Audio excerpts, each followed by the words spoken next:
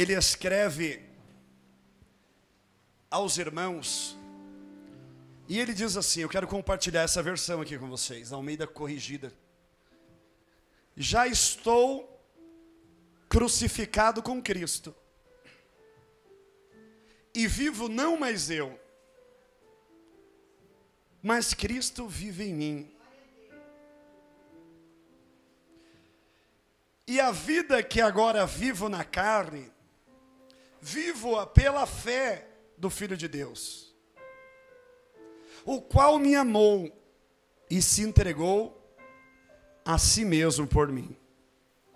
Mas eu quero utilizar só a parte A do texto, que diz, já estou crucificado com Cristo, e vivo não mais eu, mas Cristo, Ele vive em mim. Hoje eu quero pregar sobre a cruz. Quando Jesus foi para a cruz do Calvário, Ele recebeu alguns pregos. Prego em sua mão direita, prego em sua mão esquerda e prego nos pés. Então, 3 foram os pregos. Um na mão direita, um na mão esquerda, a cruz descia e os pés um sobre o outro, um único prego varando os 2 pés. E hoje eu quero pregar sobre os 3 pregos da cruz. Os 3 pregos da cruz. Paulo, ele vem dizendo, eu já estou crucificado com Cristo. E eu não vivo mais eu. Se nós entendermos esta máxima que Paulo estava dizendo, nós iremos entender esta mensagem. Paulo, ele vem dizendo assim, aquilo que eu vivia, eu não vivo mais. Aquilo que eu fazia, eu não faço mais. A forma que era a minha conduta, não é mais. Porque agora eu tenho uma vida em Cristo. A Bíblia nos diz que Jesus, ele foi ao Getsêmani. E chegando no Getsêmani, ele orava e ele se entregou. Nós conhecemos a história. Levaram ele até Pilatos. Depois não era a jurisdição de Pilatos. Depois voltaram para Caifás, Pilatos de novo. Pilatos lava suas mãos.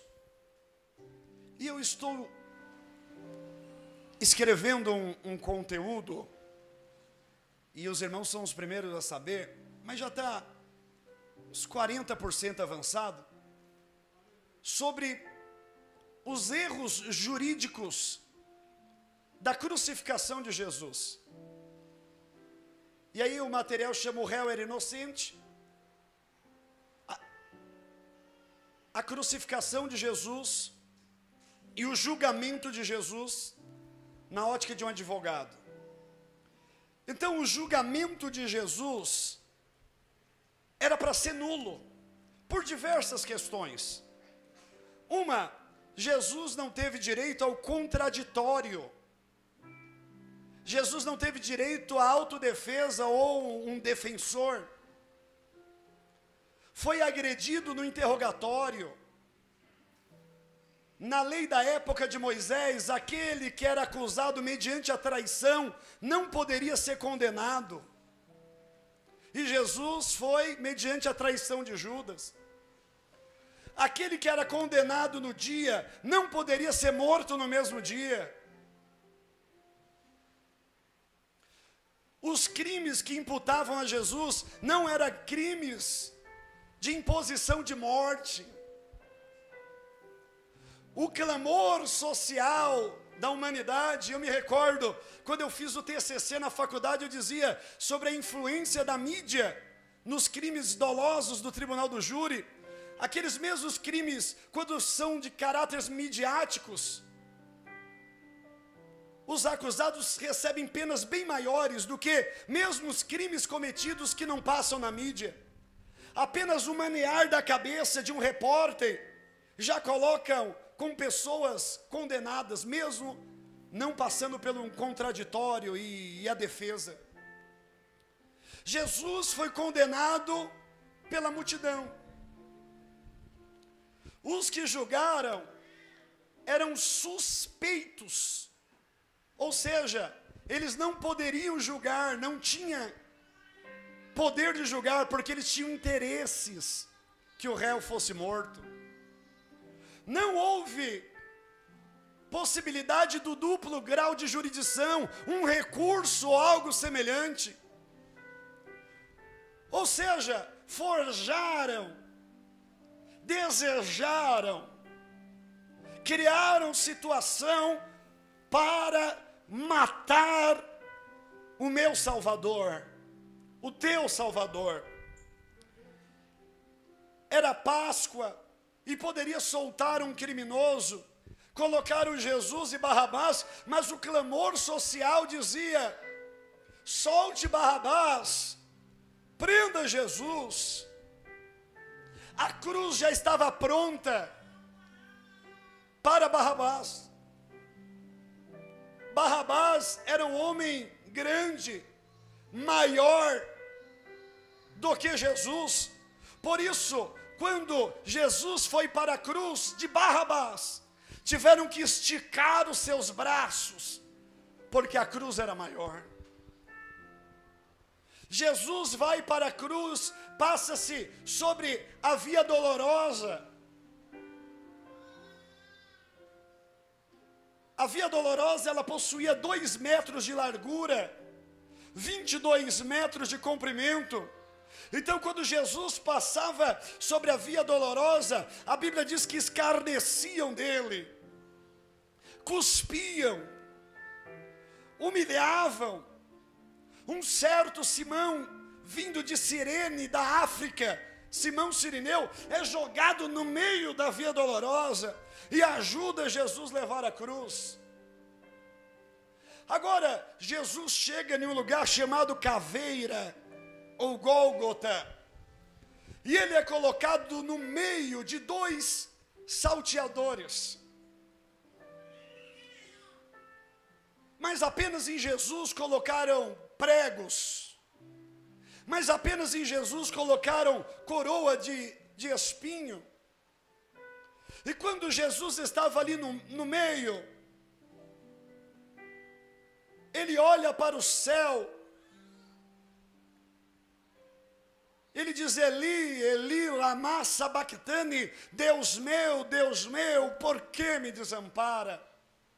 Houve-se trevas na terra, do meio-dia até as 3 horas, uma escuridão na terra, que eu nunca vi alguém pregando sobre isso, a Bíblia não fala sobre isso, ninguém soube o que ocorreu, uma escuridão por 3 horas, e Jesus pendurado na cruz do Calvário.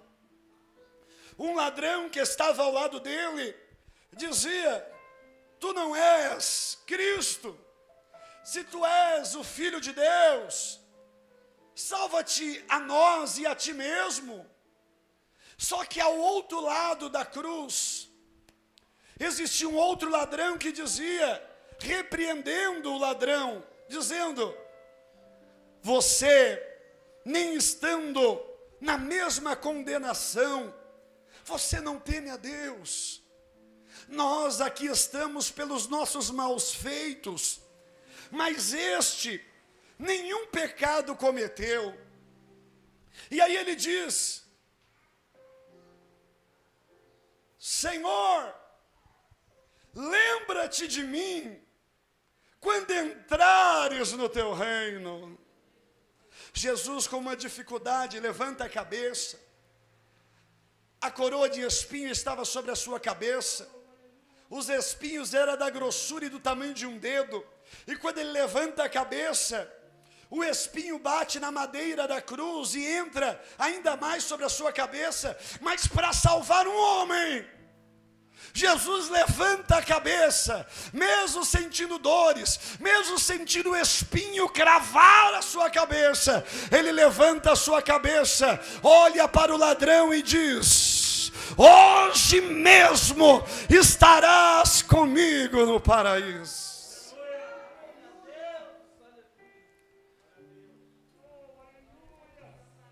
Aquele ladrão, ele teve 3 descobertas. A primeira descoberta, ele diz Senhor. Ele entendia que na cruz central havia um Senhor. Senhor significa poder, autoridade. Ele sabia que ali existia a maior autoridade da terra.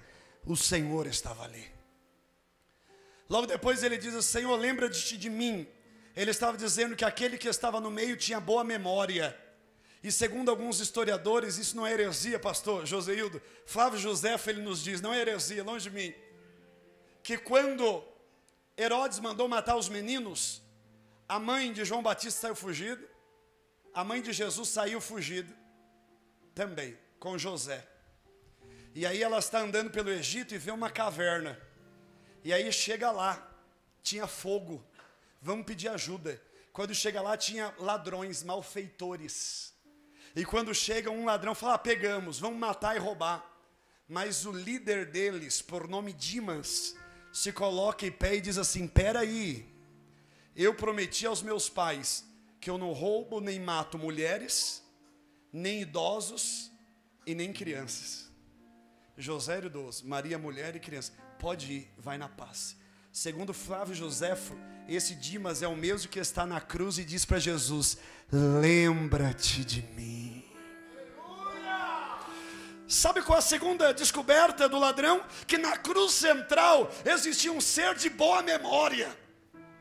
E eu quero te dizer que o Deus que você serve, Ele é Senhor. E Ele tem boa memória. Então eu não sei o que você está passando. Aquele que te prometeu, Ele é fiel e justo para cumprir. Ele não esqueceu. Números 23, 19 diz: Deus não é homem para que minta, porque o homem mente. Nem filho do homem para que se arrependa, porque o filho do homem também mente e se arrepende. Então a segunda descoberta da cruz central foi que tinha alguém que tinha boa memória ali, e era Senhor. A terceira descoberta, ele diz assim: quando entrares no teu reino. Ele entendeu que na cruz central havia um rei. Então ele entendeu que ali tinha um Senhor, tinha um ser que tinha boa memória, e que ali tinha um rei. Quem veio adorar o Rei dos Reis, Senhor dos Senhores, aqui nesta noite? E aí eu sempre brinco. Hoje em dia as pessoas querem ser rei. Você anda por aí, você vê escrito ali o rei do óleo, o rei da pamonha, o rei do piso, o rei não sei do que. É tudo rei. Ah, irmão. Mas eles não conheceram, não sabem o que é ser rei. Porque hoje nós estamos aqui para adorar o Rei dos Reis, Senhor dos Senhores. Ele é rei. A Bíblia diz em Apocalipse que quando ele foi visto, lá estava ele, cabelos brancos, olhos de fogo, os pés como latão reluzente. Sabe o que significa o pé como latão reluzente? Latão reluzente, ele mostra o que está na frente, reflete. Ou seja, quando você está nos pés dele, você consegue ver realmente quem você é. Por isso que aos pés dele é como latão reluzente. E as suas coxas está escrito Rei dos Reis e Senhor dos Senhores. Hoje nós estamos adorando aqui o Rei dos Reis, o Senhor dos Senhores. Hoje nós viemos adorar aqui aquele que é literalmente rei. E é interessante quando nós falamos de rei. E eu já disse algumas vezes. E como há quem diga que O ser humano, ele de uma hora que você fala, ele guarda 15 minutos. Se esquece, então muito já se esqueceu, então eu posso pregar de novo, não é isso, pastor? E a palavra não se renova. Quem se renova são as misericórdias. Não é isso? A palavra de Deus não se renova, mas as misericórdias do Senhor se renovam a cada manhã. E aí quando eu falo de rei, eu quero falar sobre o rei. Rei significa a maior autoridade. E o ladrão, ele teve essa descoberta que na cruz central existia um rei. E eu não posso conversar com a morte. Mas se eu pudesse, eu ia perguntar: morte, aonde estão os reis da Bíblia? Morte, aonde está o rei Nabucodonosor? E a morte ia dizer: William, esse eu conheço, esse rei. Eu mesmo fui lá, matei e levei. Morte, aonde está o rei Urias, o rei Herodes, Artaxerxes? Cadê os reis? E a morte ia dizer: William, todos esses reis eu conheço, eu mesmo matei. E eu vou mais além, eu pergunto: morte, aonde está o rei do pop, Michael Jackson? Vou dizer: esse rei aí eu conheço também. Eu mesmo matei, eu mesmo feri.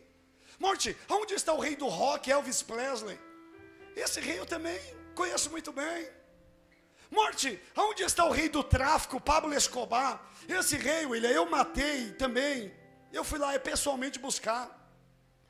Mas se eu fosse mais além, e eu falasse: morte, aonde está o rei dos reis, Senhor dos senhores? A morte ia olhar e dizer: William, esse eu conheço. Era uma sexta-feira, ele foi para a cruz do Calvário, e ele disse lá: está consumado, tetelestai. E ele foi e morreu.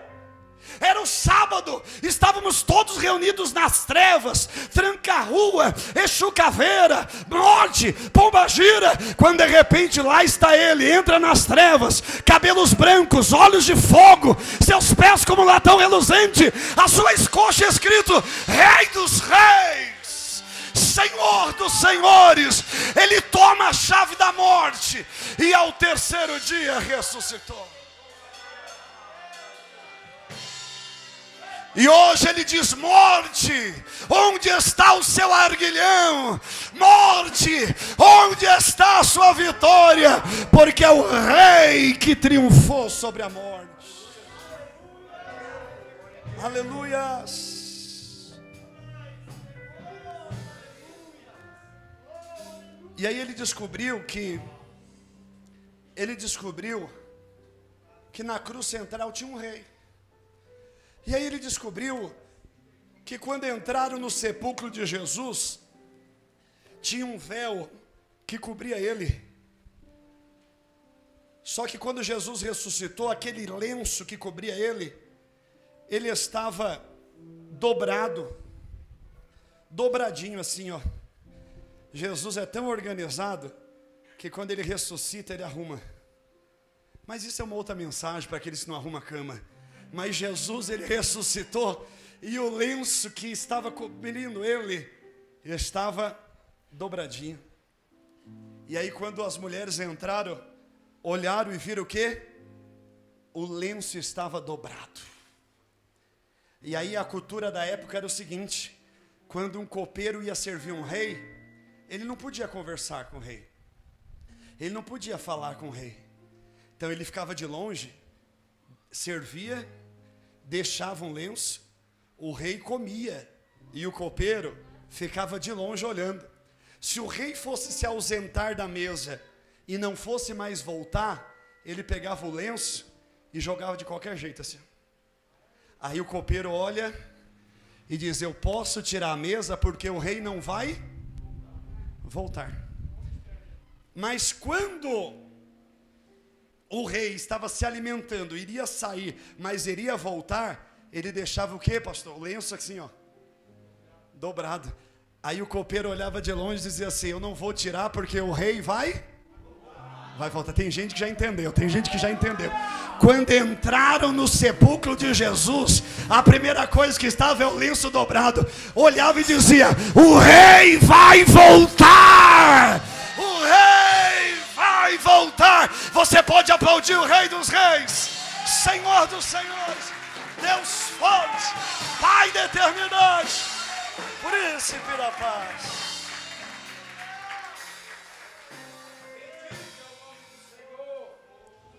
E aí ele teve essas 3 descobertas. E aí Jesus morre, ressuscita.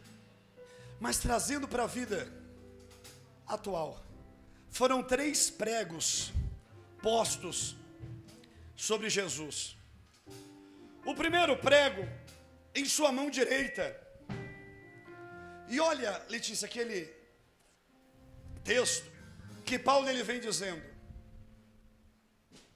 em Gálatas, capítulo 2, versículo 20: já estou crucificado, e vivo não mais eu.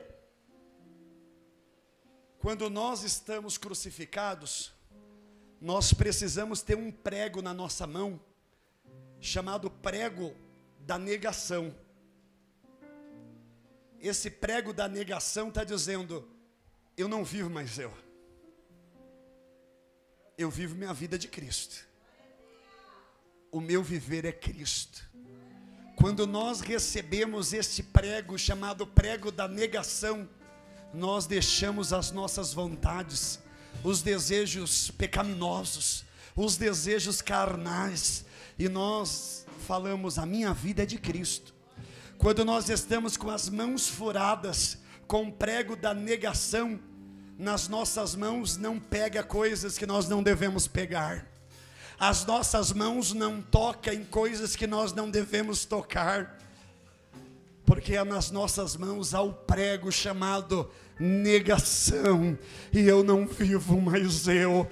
Talvez nesta noite você está aqui e as suas mãos ainda tocam em lugares que não devem tocar, as suas mãos alcançam lugares que não devem, mas o prego de Cristo chamado negação, ele quer te encontrar nesta noite. Se você aceitar esse primeiro prego nas suas mãos, vai sangrar, vai doer, porque o seu desejo, o desejo carnal, é as concupiscências da carne. A carne deseja as coisas. O fruto da carne é isso: a ira, traição, ódio, bebedeira,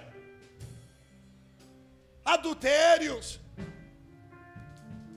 Esse é o desejo carnal. Mas se você está deixando ser levado por esse desejo, isso quer dizer que você não está crucificado com Cristo. Se você vive ainda uma vida saciando esses desejos carnais, isso quer dizer que ainda falta em suas mãos um prego chamado negação. Eu não vivo mais eu. Eu não estou dizendo aqui que você não vai sentir o desejo. Vai, porque você é homem, porque você é mulher, porque você é carne. Mas todas as vezes que os desejos imorais, carnais, vierem tentar te afastar de Cristo, você vai dizer: eu já estou crucificado com Cristo. Eu não vivo mais eu, mas Cristo vive em mim. Negar as suas próprias vontades não é fácil. Negar os seus próprios desejos não é fácil. Mas eu quero dizer para você: quando você passa a negar os seus próprios desejos para viver os desejos de Cristo, a sua vida muda. Quando você passa a negar os seus próprios desejos para viver aquilo que Deus quer para a sua vida prospera. Você não é mais o mesmo. Nesta noite, quando os desejos vier, você diga: Senhor, me ensine e me ajude a carregar a minha cruz. Há uma história que um homem estava carregando a cruz, e ele chegou em uma loja de cruz, deixou a cruz dele e saiu falando com o vendedor: eu preciso comprar uma cruz nova, porque essa cruz já está comigo há tanto tempo. E aí o vendedor foi andando por diversos corredores e mostrou cruz grande, cruz colorida, cruz mais fina, cruz pequena. E ele ia pegando aquela cruz, e ele rodou a ponto do vendedor ficar até irritado. Será que esse camarada não vai comprar? E quando ele deu muita volta, ele encontrou uma cruz, diz assim: é essa que eu quero. Colocou, deu certinho nele. E quando ele foi falar, quanto custa essa? O vendedor diz, essa cruz não custa nada. Mas por que não custa nada? Porque você andou tanto e nem percebeu que essa cruz é a sua. Você entrou com ela, deixou ela aí no canto, andou procurando outra, não gostou de nenhuma, e no final escolheu sua própria cruz. E a moral da história é, ninguém carrega a sua cruz senão você. Não carregue a cruz de ninguém, e não deixe ninguém carregar a sua, porque Deus não dá uma cruz maior do que você pode suportar. Se você está vivendo dores, parece que está pesada a cruz, eu quero te dizer, esta cruz é ideal para você, porque Deus não dá uma cruz maior ou pesada que você não pode suportar. Já estou crucificado com Cristo, e vivo não mais eu. O segundo prego que estava à mão esquerda de Cristo, o texto vem dizendo, toma a sua cruz, siga-me. O segundo prego chama seguir. Seguir. Já estou crucificado com Cristo, mas a partir de agora eu vou tomar a minha cruz e eu vou seguir, sem olhar para trás, sem desistir, sem tosquenejar. Pastor, mas está pesada. Pastor, mas eu não estou aguentando mais. Mas todas as vezes que você pensar em desistir, você vai lembrar, eu já estou crucificado com Cristo, não é mais a minha vontade, eu não vivo mais eu, mas agora eu tomo a minha cruz e eu sigo a Jesus. O prego de seguir significa seguir os passos do mestre, e o passo do mestre é o mapa do tesouro. É mais ou menos assim, a cruz está indo, eu estou seguindo assim, ó, o rastro da cruz. E aí eu vou caminhando a cruz, eu vou caminhando no caminho da cruz, eu vou caminhando a cruz de Cristo. Agora, para nós irmos para o final, seguir os mesmos atos, seguir a mesma direção, seguir aquele que é da cruz central, fazer o que Jesus faria. E aí, quando você tem esse prego na sua mão, chamado seguir Jesus, antes de você fazer qualquer coisa, você vai pensar, o que Jesus faria? O que Jesus faria? Será que aqui Jesus entraria? Será que ali Jesus iria? O que Jesus faria? E aí tem um cântico que nós cantamos da harpa que diz, que os meus pés somente vão onde os santos possam ir. Será que os nossos pés estão indo apenas onde o santo pode ir? Será que as nossas mãos estão tocando apenas onde as mãos dos santos podem tocar? Mas seguir Jesus é dizer, já estou crucificado, eu sou um cristão, e ser cristão significa pequenos cristos.